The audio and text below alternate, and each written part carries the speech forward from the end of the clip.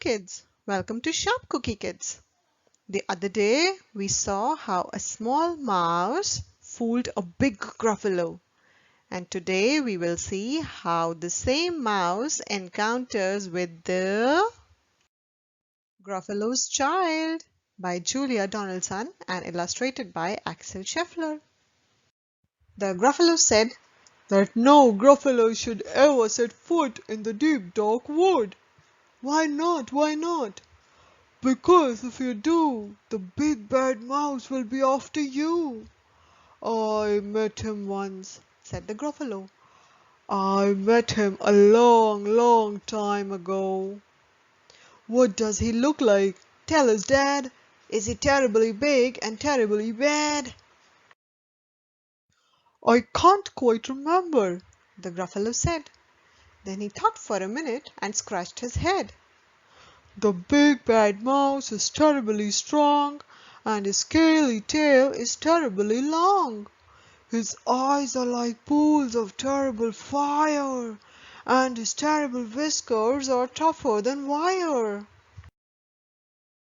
One snowy night, when the Gruffalo snowed, the Gruffalo's child was feeling bored. The Gruffalo's child was feeling brave, so she tiptoed out of the Gruffalo cave. The snow fell fast and the wind blew wild. Into the woods went the Gruffalo's child. Aha! Oh, a trail in the snow. Whose is this trail and where does it go? A tail poked out of a log-pile house. Could this be the tail of the big bad mouse? Out slid the creature. His eyes were small and he didn't have whiskers. No, none at all. You are not the mouse. Not I, said the snake. He's down by the lake, eating Gruffalo cake. The snow fell fast and the wind blew wild. I'm not scared, said the Gruffalo's child. Aha, oh-ho, marks in the snow. Whose are these claw marks? Where do they go? Two eyes gleamed out of a treetop house. Could these be the eyes of a big bad mouse? Down flew the creature. His tail was short, and he didn't have whiskers of any sort. You are not the mouse. Too-hoo, not I. But he's somewhere nearby, eating Gruffalo pie. The snow fell fast, and the wind blew wild. I'm not scared, said the Gruffalo's child. Aha, oh-ho, a track in the snow. Whose is this track and where does it go?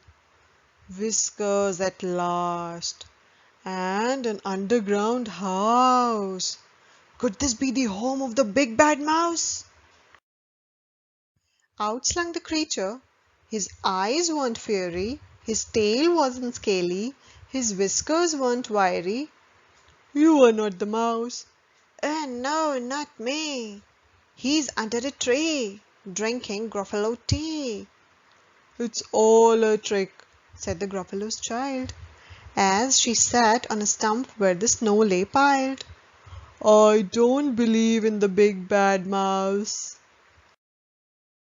But here comes a little one out of his house. Not big, not bad, but a mouse at least. You'll taste good as a midnight feast. Wait, said the mouse.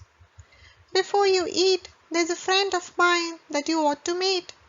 If you let me hop onto a hazel twig, I'll beckon my friend so bad and big. The Gruffalo's child unclenched her fist. The big bad mouse. So he does exist. The mouse hopped into the hazel tree. He beckoned, then said, Just wait and see. Out came the moon. It was bright and round. A terrible shadow fell onto the ground. Who is this creature so big, bad and strong? His tail and his whiskers are terribly long. His ears are enormous, and over his shoulder he carries a nut as big as a boulder. The big bad mouse, yelled the Gruffalo's child. The mouse jumped down from the twig and smiled. Aha! Oh! Prints in the snow! Whose are these footprints? Where do they go? The footprints led to the Gruffalo cave, where the Gruffalo's child was a bit less brave, the Gruffalo's child was a bit less bored, and the Gruffalo snored, snored, snored. If you like the story and you want more such stories, then click to subscribe.